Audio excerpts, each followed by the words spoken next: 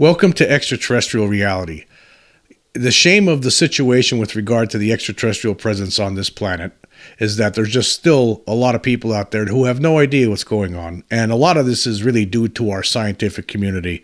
There's just a vast majority of people in the scientific community just have failed the human race for decades now and just have refused to seriously look into this situation and basically scoff at it. And it's still happening today. I mean, we still got people today who just continue to view this as ridiculous.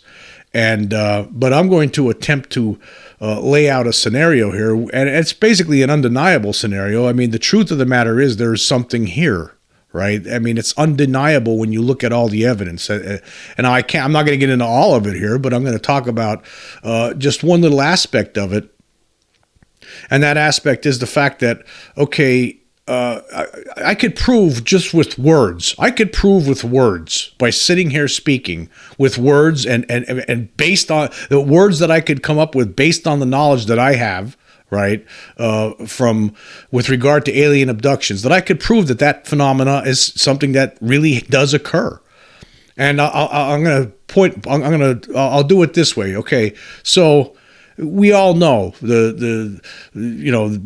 people for decades now have been talking about these gray beings, okay, these short gray beings and these other taller gray beings, and these insectoid type beings, right? They've described what they looked like, right, in detail. A lot of these people there's a lot of people over the decades who have been who have gone to their psychiatrist to try to figure out what the hell's going on in their lives.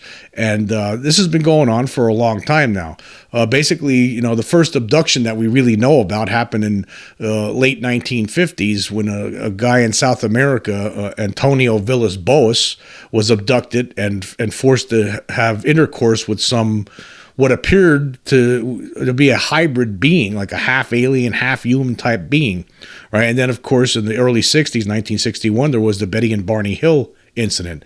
And from there, it just seems like this thing has become a bigger threat over time. The cases like in the 70s and the 80s and the 90s, like it just snowballed from there. This apparent abduction situation, the apparent abduction phenomena just snowballed from that time, from those early days, and now it seems like there's thousands of people who have reported this, and who knows how many people are actually affected by it. We have no idea. You can only guess.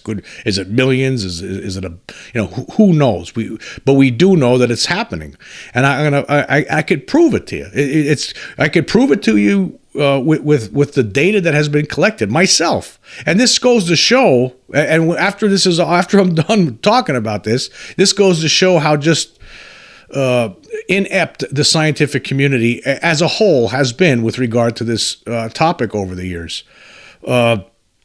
So people describe these beings, there's been different researchers over the years. There was the late Bud Hopkins, the late John Mack, Dr. David M. Jacobs, who people like that who have studied this, talked with people that have been abducted, had them under hypnotic regression and came to determinations as to what might be going on here, and it seems that there is some sort of hybridization program, and it's the beings that are coming here, the ones that are responsible for this, do not want the human race to know about it.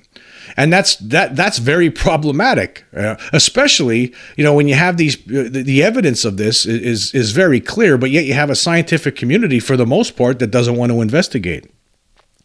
Now, there was a book written by Raymond Fowler called the Allagash abductions, and that involved there were 4 guys, 2 twins and 2 other guys that were fishing in the Allagash wilderness in the wilds of Maine back in 1976, and they saw a UFO while they were out on a canoe one night night fishing on a canoe, and this UFO approached them, and that's all they remembered, and they all remembered remembered seeing this UFO. And then 12 years later, they all came to realize that actually a lot more happened. They did have missing time during this event, and they all went under hypnosis, and they all recalled memories of being abducted, brought onto this spaceship, and having sperm samples removed from them. They described the beings. The beings were like these short beings. They looked like bugs. That's what they described them as, bugs. They had these large black wraparound eyes. Just like a lot of these other people who claim to be abducted have stated over the years. So you have people like that. David Jacobs, in his book The Threat, he actually described, and he said there's an organizational chart. Like basically there are I'm going to read from page 92 into page 93 here. He says the aliens seem to have a recognizable chain of command and clearly defined roles aboard their spacecraft. Shorter aliens rarely engage in extended conversation, and what they do communicate is usually limited to palliatives and reassurances for the frightened abductee. And it seems like these shorter aliens, basically, they do the more, the dirty work. They're the ones who guide the abductees, into the craft. And then once on board the craft, things change. There's these taller grays become involved.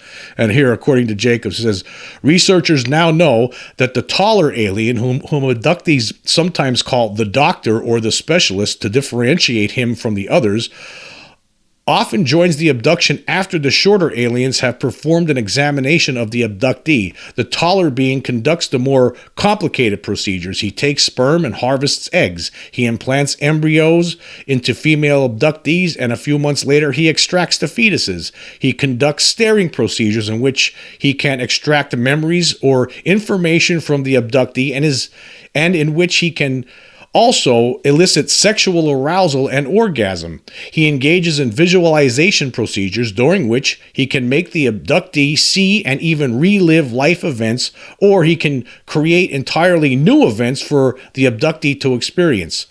The taller aliens appear to have more of a personality than the shorter ones. They will engage in a dialogue with the abductees, but not remain coy about the objectives of the abduction and about the specific procedures. There are suggestions of further differentiation of tasks, sometimes according to sex. I have received no reports of female smaller beings. All the females seem to be the taller variety. Female aliens perform the specialized tasks, including gynecological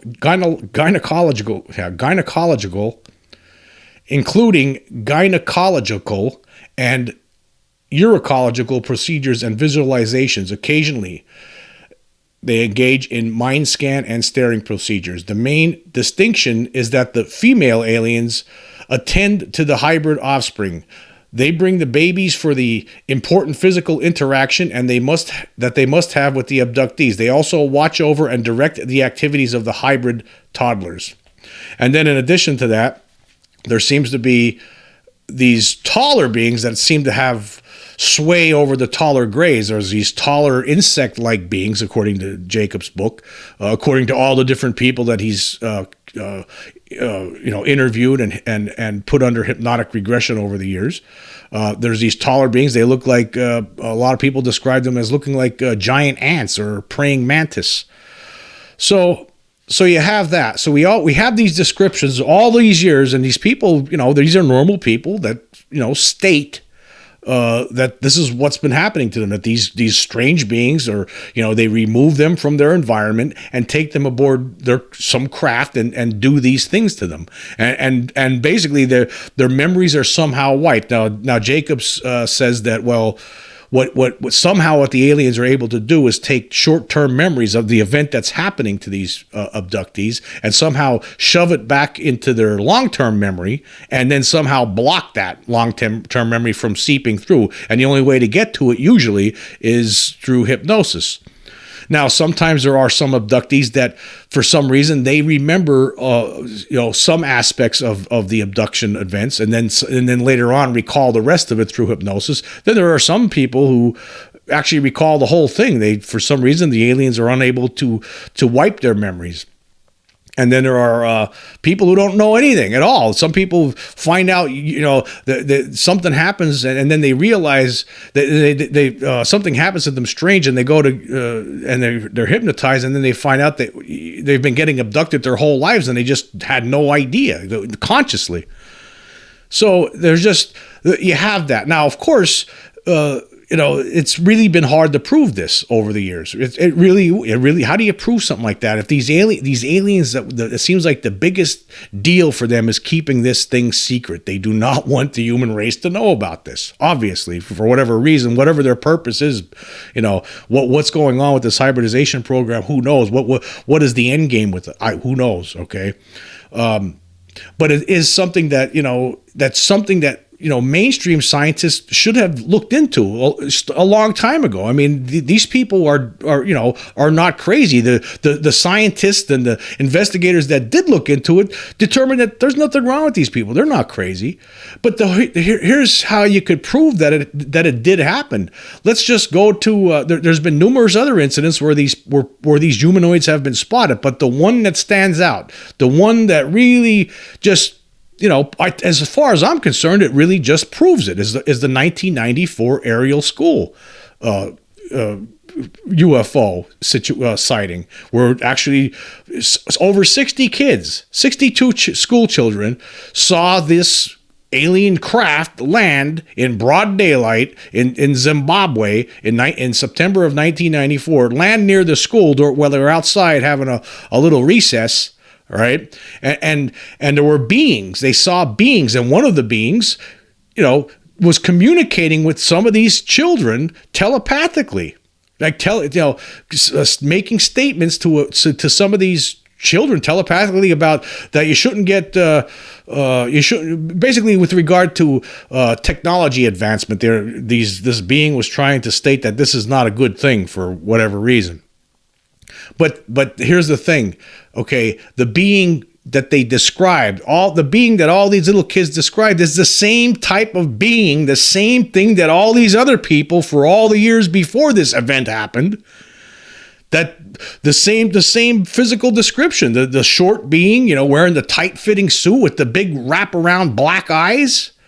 It's the same thing. I mean, so there you go. I mean, and here's the thing. These kids aren't lying. Kids can't conspire to come up with some false story like this and maintain it for almost 30 years now, because now these kids are all grown up and they're still saying, yeah, that's what happened. We were little kids at the time, and this being showed up, and it was really weird, and he was talking to us telepathically. So there's the proof. There's proof. How could it be denied? You can't state, some debunker might try to say, well, it's just mass hysteria. That's insane. That's ridiculous. No, it's not mass hysteria. There was actually evidence. There was actually some physical trace evidence of the craft after it landed. There was marks in the ground, right, in the one area of the where apparently one of these craft had landed. There was more than one craft apparently. But the fact of the matter is that is proof. You had people saying all these years, right? Okay, yeah, they're abducting me, and they're taking sperm out of me, or they're out of the males, and they're taking eggs out of the females, and they're putting fetuses in them, hybrid fetuses, and making them carry these fetuses for 2 or 3 months, and then they abduct them again, and then take the fetus out, and then they take care of the rest somehow. Because it's real. It's real. But you have, as insane as it might sound to some, right? But the fact is that you have the proof. We know how. There's no way that those kids were lying. There's no way that those Ariel kids were having a mass hallucination. That's more ridiculous than the notion of extraterrestrials coming here. So there is proof. There is proof that these alien abductions have been occurring, and it's right in front of our faces. I mean, it's right there. In 1994, when that Ariel school incident happened, it didn't get as much press coverage as probably it should have. That should have been the biggest story for, throughout the whole world for a long period of time. I mean, that's just impossible. It's impossible for a bunch of kids like that to come up with some kind of a fabricated story and maintain that for all this time. It's just impossible. But now here we are. It's a story that's talked about a lot these days. There was a recent documentary film that was made about it called Ariel Phenomenon, and these people are all grown up. They're talking about it. It's real. So that as far as I'm concerned, that proves that these things have been happening. That's proof. That's proof. If this were to go to court, this would prove. I mean, I don't see how this would lose. This would be a clear winner in court. I mean, if you had the testimony from all these people who were kids in 1994, and they were to get on a stand right now and testify to the things they saw, and then you would bring some people who were abducted by aliens on. You would be able to prove alien abduction in a court. You would be able to prove the presence of extraterrestrials on this planet if this was to be brought into a courtroom. I'm convinced of that. I mean, in addition to that kind of stuff, there's been other things. There's other. There's been marks that have been that are on these people's bodies. But even more interesting is there have been numerous implants that had been removed from a lot of these abductees, and these objects contain material that is unearthly. Unearthly. But it seems like, again, the scientific community doesn't want to talk about this. To them, this is totally ridiculous. And meanwhile, the proof is right there for the to be investigated, right in front of them. But they don't want to look into it. The late Dr. Roger Lear was a person who removed a lot of these implants and showed them to different experts, and it was determined that this we don't know what it is. Well, why? It didn't make any sense. So you have the proof of the implants, you have the stories, all these different stories that are all corroborated. And a lot of these abduction cases, they all talk about pretty much the similar things that happened to these people. And you have to remember when the study into this first began, a lot of these people there was no the things they were describing, it wasn't in any kind of UFO literature yet because nobody was talking about it. But yet a lot of these people were describing the same exact thing, right? So there is proof that they are here. Alien abductions, the alien abduction phenomenon is something that really is happening, and it's the cornerstone of this alien presence here. Whatever they're doing there, it's very important. They want to keep it secret, right? One of the Allagash abductees, one of those guys that was abducted during the fishing trip in the Allagash, he was reminded, and these aliens somehow would invade his dreams. If you were to read that book, I'll leave links for all these books in the description, but they would leave some sort of messages in his dreams. They would appear in dreams where they shouldn't have been. It's apparently somehow they have the ability to do that. They have the ability to somehow beam their thoughts into your brain, apparently, or maybe some other method, who knows, but that's what it seems like. And they would try to state to this person, hey, you do not tell anybody. Do not tell. It was very important that aliens do not want this abduction phenomena to be known by anybody else on this planet. So the proof is there. And not only that, getting back to Dr. Roger Lear, you still have the situation that happened in Turkey in 2007, 2008, and 2009, where there was a Turkish fisherman, who noticed these weird lights hovering over the Black Sea. So he started filming. He filmed these lights for extended periods of times, several times over the course of those 3 years. Right, and one of the times in 2009, actually Roger Lear was there among other UFO investigators, and they saw the object floating out over the sea with their own eyeballs. And then a closer look at the video showed that you could actually see the beings inside, and the beings inside that craft were as described in books like The Threat by David Jacobs, which I've talked about before. So there is more proof of this. The grays and the insect praying mantis type being, they're inside the ship. You could see them. You could see in some of the frames. You could see these things.